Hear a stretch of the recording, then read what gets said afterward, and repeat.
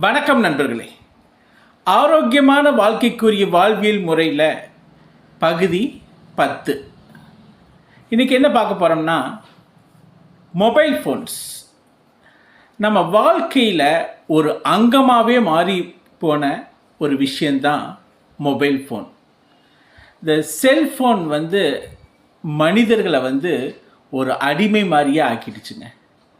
So மனிதர்கள் அவங்களுடைய எல்லா விஷயங்களையும் செல்ஃபோனை வைத்தே வாழ வேண்டிய கண்டிஷன் ஆயிடுச்சு. அதனால் எத்தனையோ நன்மைகள் இருந்தாலும் அதனால் இருக்கக்கூடிய உடலுக்கும் மனதுக்கும் வரக்கூடிய தீங்குகளும் கொஞ்சம் இருக்குது. ஸோ எதையுமே அளவுக்கு அதிகமாக பயன்படுத்தும் போது அதோடைய விளைவுகள் அதிகமாக தான் இருக்கும்.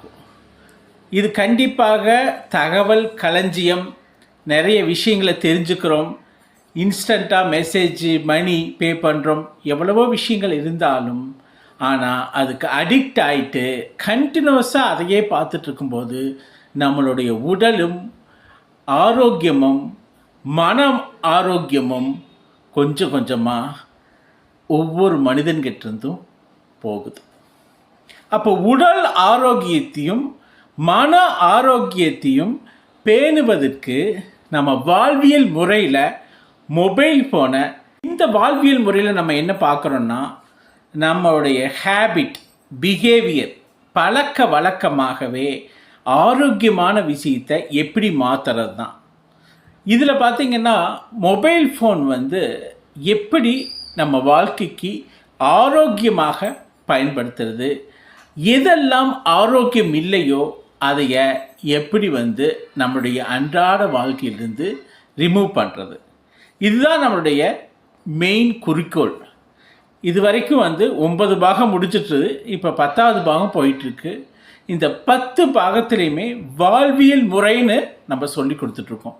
இப்போ ஆரோக்கியமான வாழ்க்கைக்குரிய வாழ்வியல் முறை அப்படிங்கிறது பிஹேவியர், ஒரு மனிதனுடைய பழக்க வழக்கங்களை, பிஹேவியரை ஆரோக்கியத்துக்கு தகுந்த மாதிரி எப்படி மாற்றிக்கிறது அப்படிங்கிறது தான் இதை நம்ம அணுகிறோம். இதை தான் இங்கிலீஷில் பிஹேவியர் பேஸ்டு சேஃப்டின்னு சொல்லுவோம். அதை வாழ்வியல் முறை அப்படிங்கிற முறையில் இந்த சீரீஸாக நம்ம கொடுத்துட்ருக்கோம்.